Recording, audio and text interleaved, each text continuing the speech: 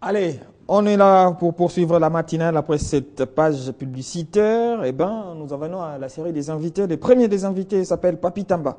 Il est communicateur de la majorité présidentielle. Monsieur Papi, bonjour et bienvenue. Bonjour, Monsieur Valdo. Ça fait un bon bout de temps. Qu'est-ce que vous êtes devenu? Nous sommes là. Ici précisément, vous faites de plus en plus rare. Non, c'est juste que je fais un petit déplacement au Dakar. Ah bon. Et après, mais je suis là. Bon, la preuve. Et vous savez, on ne peut pas aussi s'improviser soi-même ici, il faut être invité. Invité. Voilà. Gouvernement Matata. Très attendu, le très attendu gouvernement a finalement été mis à la disposition des Congolais. Matata a reconduit à son poste. Symbole de cohésion nationale, finalement, on se pose cette question. Pour vous, ça représente quoi ces gouvernements? C'est un gouvernement qui est le reflet d'un engagement, du respect de l'engagement pris. Les chefs de l'État avaient tout de même pris cet engagement devant le peuple congolais, de mettre en place un gouvernement de cohésion nationale. Ça respectait les stratégies et les méthodes de Joseph Kabila. Il aime généralement dire qu'il ne travaille pas dans la précipitation, pas de précipitation, et aussi il ne faut pas travailler sous le coup de la pression. Ça a mis les temps que ça devait mettre. Et ça me rappellerait sa phrase quand il était devant les corps diplomatiques. Il leur a dit que ce n'est pas un souhait, mais c'est une décision. Et quand on doit prendre une décision, on doit régner un certain nombre de paramètres. Maintenant, nous ne devons pas oublier une chose. Ça reste un pouvoir discrétionnaire. Ça, nous ne pouvons pas l'oublier. Nous parlons français et vous comprenez les mots que nous comprenons. Ce qui est à la discrétion du chef de l'État reste à sa propre discrétion. Le gouvernement est là, c'est une production du chef de l'État, puisque les gens qui sont là sont nommés par ordonnance présidentielle. Nous les constatons et nous pouvons que nous, de la majorité, leur apporter notre soutien pour qu'ils puissent maintenant se mettre à l'œuvre. Vous, de la majorité... ainsi que le peuple congolais dans son ensemble. Certains parmi cette majorité n'en voulaient pas à la tête des Matata. Écoutez, dans la vie, j'ai appris une chose, c'est d'être réaliste. Il ne faut plus réfléchir en ces termes que Matata devait être là ou Matata, non, Matata est là. Ça, c'est une réalité. Donc, réfléchissons à partir de cette réalité. Quels sont les défis alors qu'on peut attendre de ces gouvernements? Les défis de ces gouvernements, moi, je pense que devait d'abord faire suite au cahier des charges que nous ne connaissons pas encore, qui leur sera transmis, qui leur sera donné. C'est un gouvernement qui aura des missions. Et ce gouvernement sera en présence du chef de l'État du peuple congolais dans quelques jours. Le chef de l'État prendra parole s'il était la nation.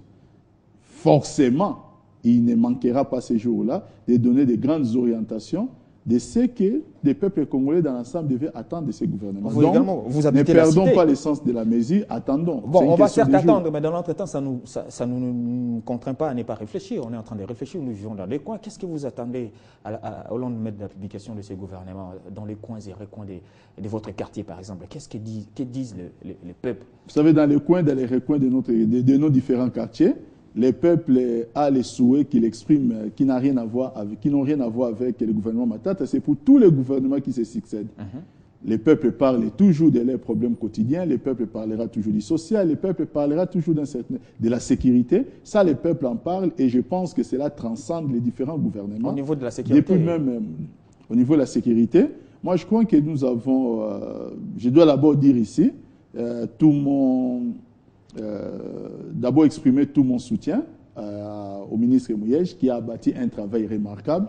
Mais en même temps, je dois aussi dire que franchement, nous avons à la tête de la sécurité aussi quelqu'un qui nous fera, je vais dire, penser les plaies ou bien qui nous fera essuyer les larmes. C'est-à-dire, le ministre Mouyej est parti, le secrétaire Bochab est là.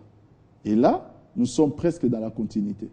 Dans la continuité, je voulais circonscrire également à Kinshasa, on sent le soutien de la population à son armée, à ses policiers. Aujourd'hui, le dossier Human Rights Watch a posé un sérieux problème. On a senti les peuples sortir dans la rue pour soutenir les actions du gouvernement.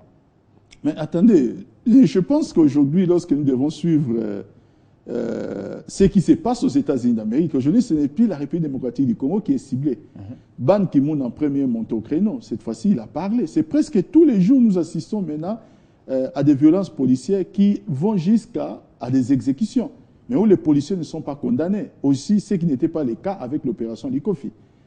Il y a 48 heures, c'était mercredi, je pense qu'il y a Edouard Schnoded qui a fait par visioconférence devant Amnesty International une sorte de livraison de certaines choses, qui a fait une livraison publique de certaines choses qui gardaient encore secret jusqu'à ce jour.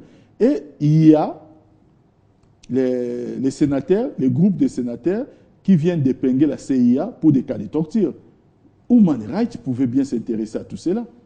Jusqu'à ce jour, nous attendons Human Rights dire un mot. Ça, ce sont des faits, et ce n'est pas l'humble Papi Tamba sur votre plateau qui les dit. Ce n'est non plus le ministre Mouyej hier ou le ministre Mende, comme ça a été le cas, ou comme ça sera le cas demain peut-être pour le ministre Bochab et encore le ministre Mende. Voilà. Maintenant, qu'est-ce qui pourrait expliquer le fait que dans ces gouvernements, il y a certaines personnes qui font l'unanimité? Certaines personnes qui font l'unanimité. Ils sont là depuis. Ah, ils sont là depuis. Moi, je pense que, je ne sais pas si vous faites allusion au ministre Mende. Entre autres, lui et puis celui de l'enseignement, Maker. Ministre Maker. Moi, je crois que c'est quand même les résultats d'un travail. Les deux personnalités que vous venez de signer, que vous venez plutôt de citer, nous devons reconnaître. Nous devons reconnaître que ce sont des gens qui ont fait un travail remarquable. Les résultats sont palpables par la transformation que nous avons pu observer dans leur champ d'activité. Je pense aujourd'hui que nous avons eu plusieurs ministres et porte-parole du gouvernement. Nous avons traversé plusieurs situations de crise aussi, mais les ministres Mende s'est tout de même distingué. Ça, ne pas les reconnaître, ce serait faire preuve d'une mauvaise foi. Et qu'est-ce qui explique aujourd'hui cette cohésion nationale, notamment l'accès, l'entrée des 3 membres du Parlement et du MLC dans ces gouvernements qui... Mais c'est un gouvernement de cohésion nationale. Qui dit gouvernement de cohésion nationale dit des postes attribués à l'opposition, entre autres, parce qu'il y a aussi la société civile.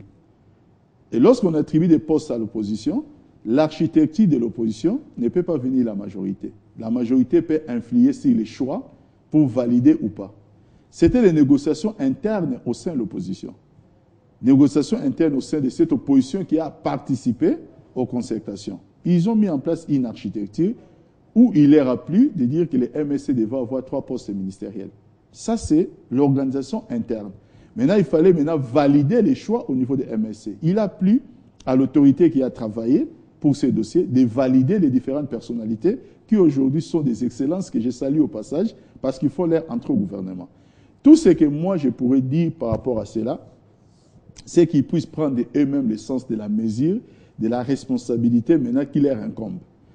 La particularité de ces membres du MLC qui sont au pouvoir aujourd'hui, c'est que ce sont des gens qui ont beaucoup parlé.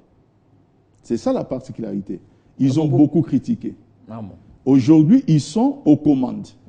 C'est le moment seulement de prouver ce dont ils sont capables. Nous les soutenons, nous leur accordons tout notre soutien. C'est pour maintenant qu'ils puissent être à la hauteur des différentes critiques qu'ils ont essayé de formuler. Donc aujourd'hui, ils doivent se sentir plus responsables que plusieurs autres membres du gouvernement. Donc nous sommes là pour, vous savez, ils sont nommés par ordonnance présidentielle. Ordonnance présidentielle voudrait dire la signature du chef de l'État. Vous n'allez pas demander à quelqu'un, comme l'humble Papi Tamba, qui est un soutien indéfectible du chef de l'État, de dire que je vais cracher sur la signature du chef de l'État. Nous constatons et nous souhaitons, franchement, nous souhaiterons qu'ils puissent très bien exercer leur travail, mais qu'ils puissent savoir que cette fois-ci, ils ne sont plus dans l'opposition pour critiquer, ils sont maintenant au gouvernement pour travailler et respecter une certaine direction. Dans le gouvernement pour travailler ou pour entrer dans la dynamique de la majorité présidentielle? Lorsqu'on est dans l'exécutif, même si c'est un gouvernement de cohésion nationale, on va maintenant faire la politique selon les cahiers des charges qui vous sera transmis. C'est-à-dire quoi? Ils vont faire la politique de la majorité. Ça, c'est une évidence. Nous n'allons pas dire que le MLC apporte son projet de société au gouvernement. Ça serait mentir. Voilà. Papi Tamba, je suis à vous dans pratiquement une minute. Il est temps pour moi de rappeler à nos téléspectateurs les titres tels que traités ce matin par Gloria Kumwimba. Rapatriement des ex-rebelles du M23, c'est en principe ce 12 décembre qu'expire le délai accordé au gouvernement congolais par la partie ougandaise. De son côté, le coordonnateur du mécanisme national de suivi de la corps cadre d'Addis Abeba a fait savoir qu'un consensus a été déjà trouvé entre les deux pays. Fermeture de camps de déplacés au Nord Kivu, le coordonnateur de l'action humanitaire en RDC, Moustapha Soumaré, a fait part de l'intention des humanitaires d'accompagner le gouvernement provincial dans ces processus. Actuellement, la province du Nord Kivu compte 53 camps et sites de déplacés abritant environ 250 000 personnes, selon les statistiques de la Commission nationale pour les réfugiés. Le 2 décembre dernier, le gouverneur Julien Paluku avait décidé de fermer les camps des déplacés de Kiwanja. Il avait estimé que ces camps des déplacés n'avaient plus de raison d'être parce que la guerre qui avait conduit ces familles à fuir leur localité d'origine était finie. En dehors de nos frontières, la perspective d'un procès devant la Cour pénale internationale semble se confirmer pour Charles Blé Goudé. Hier, jeudi, la Chambre préliminaire s'est prononcée en faveur de la confirmation des 4 chefs d'accusation de meurtre, viol, acte inhumain et persécution. Par ailleurs, les juges de la Cour pénale internationale ont refusé que la Côte d'Ivoire juge elle-même Simone Gbagbo poursuivi pour crime contre l'humanité et réclame aux autorités d'Abidjan qu'elle leur soit livrée. Pendant ces temps, aux États-Unis, les manifestations se poursuivent dans les grandes villes pour demander l'inculpation des policiers de Ferguson, de New York ou de Cleveland, des officiers blancs qui ont tué des hommes noirs. Plus largement, les manifestants demandent la fin des violences policières et du délit et des faciès. Jeudi, une centaine d'employés du Congrès sont sortis pour prier sur les marches du Capitole. On retrouve Gloria Kumwimba pratiquement dans moins de 30 minutes, elle va revenir. Papi Tamba, on revient, on parlait de ce gouvernement de cohésion nationale, un gouvernement où on sent que les têtes d'affiche, c'est pratiquement 3 partis. Ce sont les 3 partis les plus puissants de la République démocratique du Congo. Si dans le PPRD, on pourrait inclure les MP, mais on retrouve les PALU et le MLC.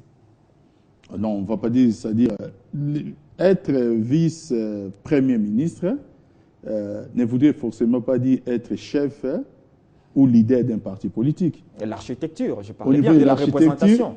Au niveau de l'architecture, c'est ce que je suis en train de dire, c'est un gouvernement de cohésion nationale. Ça, n'écartons pas cette idée-là.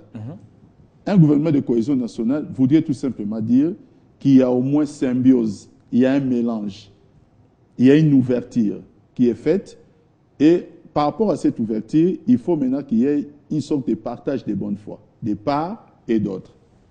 Nous pouvons regarder certaines choses. C'est vrai que si je ne m'abuse, je pense que c'est un gouvernement qui compte 47 personnes. 47 personnes parmi 70 millions de Congolais, 47 personnes parmi des milliers de personnes au sein de la majorité et même au sein de l'opposition. Ça ne peut pas manquer de créer des frustrations. Ça, c'est légitime, c'est naturel. Dans la FDC, on a vu déjà les frustrations. Hein. Non, ça ne peut pas manquer. J'ai dit bien, c'est 47 personnes. Un parti très puissant, un apport très puissant dans l'AMP, mais ils n'ont à peine qu'un ministre, je crois, et ça commence à désirer. Non, le problème qui est là, c'est que nous devons nous dire des choses telles qu'elles sont. C'est qu'il y a lieu de faire des aménagements parce que les enjeux se poursuivent. Le gouvernement et la République ne pourra pas prendre la majorité des peuples congolais. Ce ne sera pas possible. Le peuple même critiquera cela. Mais la répartition selon les poids. Mais les frustrations légitimes existent. Les frustrations illégitimes existent aussi. Parce qu'il y a des frustrations qui sont des frustrations seulement parce qu'il faut que ce soit des frustrations. Mais maintenant, les enjeux qui sont devant nous, ce sont des enjeux qui sont aussi importants dans la gestion quotidienne de la chose publique, dans la gestion de l'État. Donc je suis sûr que l'autorité saura prendre la pertinence, la mesure de certaines de ces frustrations, mais il ne faudrait pas non plus que nous puissions donner l'image ou des faits, des pensées, que c'est un gouvernement qui doit satisfaire les appétits effrénés des pouvoirs de certaines personnes. Ou même, nous devons seulement satisfaire les appétits effrénés de certaines personnes, même dans la gestion de la chose publique. Il faudrait savoir faire l'équilibre et la part des choses. Moi, je suis bien sur votre plateau, je parle de ces gouvernements et j'en parle plutôt dans un sens positif, comme nous pouvons tous le faire. Pourquoi? Parce qu'il n'est pas dit qu'avant de soutenir le gouvernement, il faut avoir un proche au gouvernement. Et ça, c'est ce que nous essayons un peu de déplorer parce que nous le constatons. Nous constatons